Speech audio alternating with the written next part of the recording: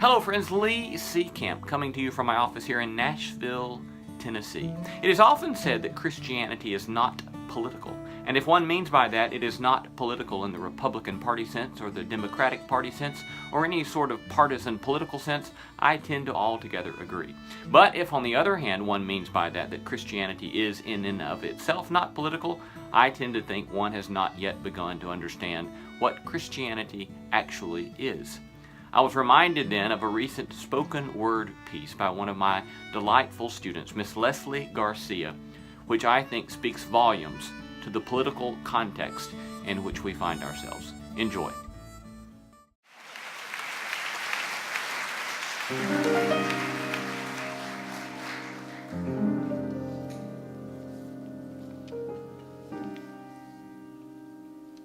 My mother came to this country in the back of a pickup truck. Crossing the border is house slippers, cactus-ridden, pricked by blistered feet and memories of grandmothers using chanclas as police clubs. The only Moses leading this exodus was a coyote dressed as tar. Wetbacks cross rivers to get to their promised land. My people swim because the Red Seas aren't divided for them. They walk under the moonlight, play hide and go seek with border patrol checkpoints, get on their bellies as helicopter lights try to tag them. Pray to La Virgen Maria as bullets are shot into their camouflage bushes. Different frontiers tell different stories, yet they all remember that old immigrant saying,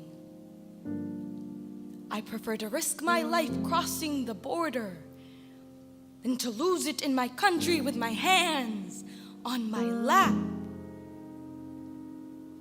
We cross borders because the fear of home is greater than the fear of crossing death.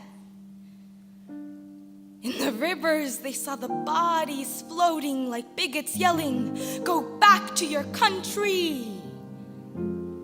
In protest, they chose to float face down, lungs collapsing. In themselves, they found fear. A fear that made them play follow the leader as they climbed mountain tops, past volcano ashes and serpent back roads. And when they finally reached the top of the mountain, they saw the city lights shining. Allí está America. There is America. Yet freedom, like those lights, is a mirage miles away. How none of us are native to this land, but we all have a common ancestor with empty pockets and a compass seeking shelter. We're aliens to the aliens. We're wetbacks after crossing rivers. Your reflection shows your ancestors crossed oceans of history textbooks claiming this country wasn't founded on the trail of tears. Bloody footprints the color of the American flag. Heat has always been home, but now it's a reminder that freedom is only a first-degree burn. And first-degree murder is legal when the killers wear badges and the corpses carry minority cards. We have always been mourning doves willing to settle in any place where there is refuge for family.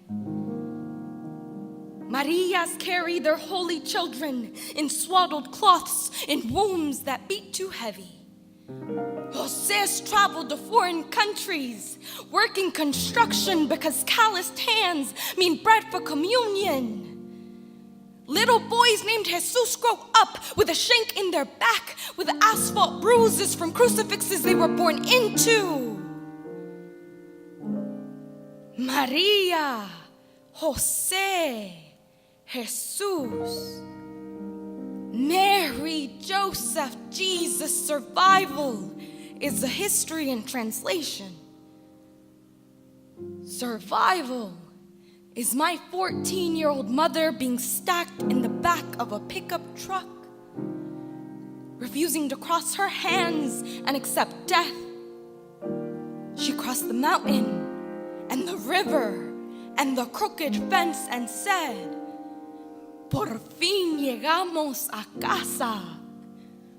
We have finally reached home. Thank you.